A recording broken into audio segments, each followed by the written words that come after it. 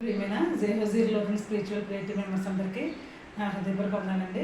ఇది నిన్నకి ఏర్పాటు చెప్పిన వాక్య భాగము మార్క్స్ వార్త 16-14 ధ్యానించుకున్నాము. వచ్చేసి వాక్యంలోకి వెళ్ళాము. పిమ్మట 11 మంది శిష్యులు భోజనంలో కూర్చున్నప్పుడు ఆయన వారికి ప్రత్యక్షమై తాను లేచిన తరువాత కన్ను చూచిన వారి మాట నమ్మనందున వారి అపనమ్మకం నిమిత్తము హృదయ కాఠిన్యం నిమిత్తము వారిని గర్తించాను. మరియు మీరు సర్వలోకములకు వెళ్ళి సర్వ సృష్టికి సువార్తను ప్రకటించుడు. నమ్మి బాప్తిసం పొందినవాడు రక్షింపబడును, నమ్మని వానికి శిక్ష విధింపబడును. చిన్న ప్రేర్ చేసుకున్నాను.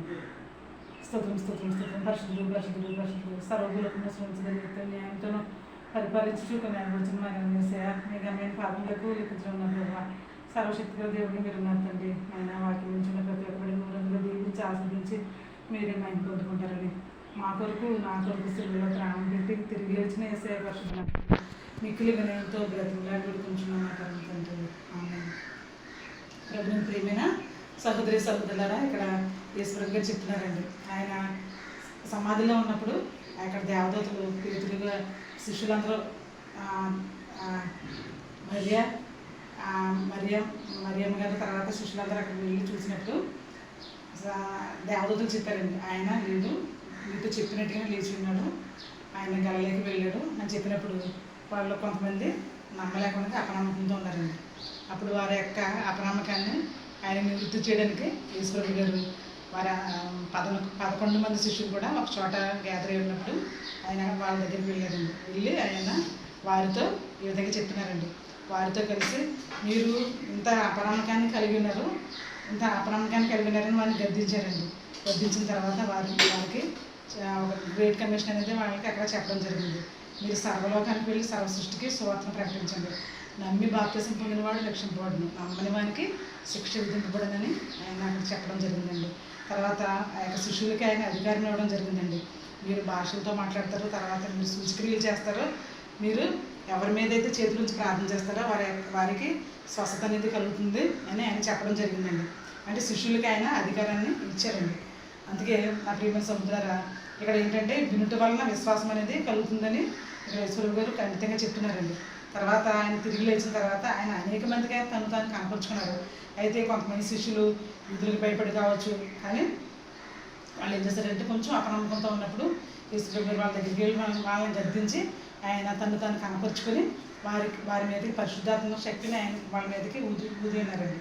ఊదినప్పుడు వాళ్ళు అనేకమైన సూచక్రియలు, అనేకమైన అద్భుత కార్యాలు చేయడం చూస్తున్నాం నా ప్రేమ సభ్యులరా.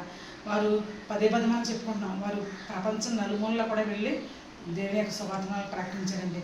అందుకే ఇక్కడ చెప్తున్నాడు పేతురు రాసిన పత్రికలో 1వ పేతురు 2వ అధ్యాయము 2వ వచనంలో చెప్తున్నాడు ఆయన. ఇక్కడ ఏంటంటే ప్రభువు ఉత్తముడని దయాళుడని రుచి చూచి తెలుసుకోవాలి. ఏమండి, ఆయన్ని రుచి చూచి తెలుసుకునే వారికి మనం ఉండాలండి. నిర్మలమైన పాలను ఆపేక్షించే వారే ఉండాలంట నా ప్రియమైన సముద్రులన్నా. నిర్మలమైన పాలు అంటే ఏంటిదంటే అర్థం ఏంటంటే ఫుట్నోట్లో ఉందండి.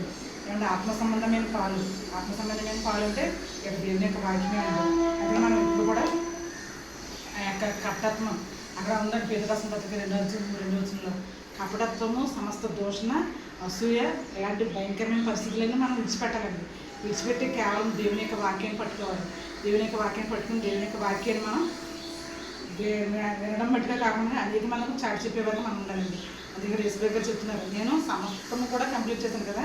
మనం ప్రతిరోజు ప్రతి వాక్యంలో కూడా ఈ మాట చెప్పుకుంటామండి. ఎందుకంటే రోజు మనం చిన్నపిల్లలాగా ఆహారం తినేవారు కానీ పాలు తాగేవారు కానీ మనం ఉంటున్నామండి.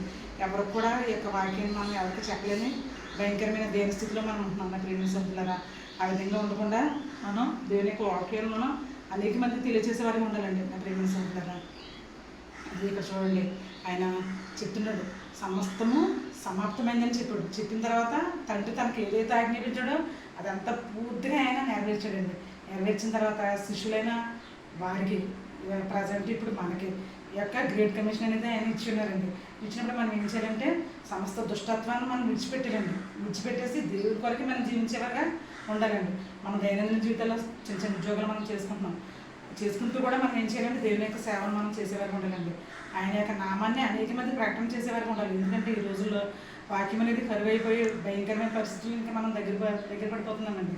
అందుకే తప్పకుండా మనం ఈ వాక్యాన్ని అనేక మందికి చాటి చెప్పేవారు ఉండాలి. చూడండి 19 కీర్తనకారుడు 19 అధ్యాయంలో, కీర్తనలు 19 అధ్యాయంలో, ఆకాశంలో దేవుని మహిమ నిర్వహిస్తున్నాయి, ఆయన అంతరిక్షంలో ఆయన చేతి పనిని ప్రచురపరుస్తున్నాయి. అంటే సృష్టి యావత్తు ఆయన్ని ఎంతగానో స్థుతిస్తుందండి. ప్రతి నిమిషం కూడా సృష్టి ఆయన స్థుతిస్తుంది, ఆయన కనపరుస్తుంది, ఆయన మహిమపరుస్తుంది.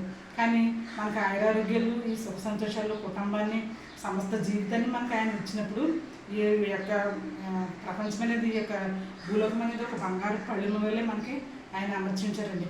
టైంకి ఏది కావాలో ఆయన మనకి సమస్త ఆహారాన్ని మనకు అనుగ్రహిస్తున్నారు. బిడ్డలు ఇచ్చారండి మనకి, ఏమండి మంచి ఉద్యోగాలు ఇచ్చారు. తర్వాత ఈ యొక్క ఆరోగ్యాన్ని దేవుడు మనకి ఇచ్చారండి. ఎంతోమంది ఆరోగ్యం లేకుండా ఎన్నో భయంకరమైన ఇబ్బందులు పాలవుతున్నారు. ఆహారం సరిగ్గా లేక రోడ్ల మీద తిరగడం మనం చూస్తున్నాం. అయితే మనకు సమృద్ధిగా మనకు జీవితం ఉన్నప్పుడు మనం ఏం చేస్తున్నామంటే ఏది కూడా చేయకుండా ఎంతో సామర్థ్యంతో మనం రోజు భయంకరంగా గడిపేస్తున్నామండి. కానీ ఇక్కడ దేవుడు చెప్తున్నాడు, తప్పకుండా మీరు సర్వలోకానికి వెళ్ళాలి, సర్వ సృష్టికి సువార్తను ప్రకటించాలని చెప్తున్నాడు. ఏమండి మోషే గారు దేవుడు తనని ఏర్పాటు చేసుకున్నాడండి. నేను నోటి మాంద్యం గలవాడిని, నేను వెళ్ళలేనని చెప్పినప్పుడు నేను నీకు నోరే ఉంటాను, నీకు వెళ్ళని చెప్పగానే మోషే గారు వెళ్ళాడండి. వెళ్ళి ఎంత కష్టమైనా కూడా ఇశ్రాయేలు ప్రజల్ని పాలు తిని ప్రపంచ దేశానికి తీసుకురావాలని ఎంతో ఆయన దేవుని యొక్క మాట విని వచ్చాడండి. ప్రియమైన సోదరులకు ఆయన అనేకమైన సూచనలు అద్భుత కార్యాలు చేశాడండి. ఆయన ప్రియమైన సోదరులకు చూడండి, ఆయనకి ఒక చేతికర్ర మాత్రమే దేవుడు ఇచ్చాడండి. ఆ చేతికర్రతో అనేకమైన అద్భుతాలు సూచక్రియలు చేశాడండి. అక్కడ కేవలం దేవుని యొక్క శక్తి ద్వారానే. మనకి చేతికర్ర ఆనాడు ఆ యొక్క ఇశ్రాయేలు ప్రజలను రక్షించడానికి దేవుడు ఏ విధంగా అయితే చేతికర్ర ఇచ్చాడో ఆ విధంగా మనకి ఈ యొక్క వాక్యాన్ని దేవుడు మనకి ఇచ్చాడండి. ఈ వాక్యాన్ని మనం తప్పకుండా అనేక మందికి చాటి చెప్పేవారు ఉండండి. ఎవరైతే దేవుడు దయాళుడైన రుచి చూస్తారో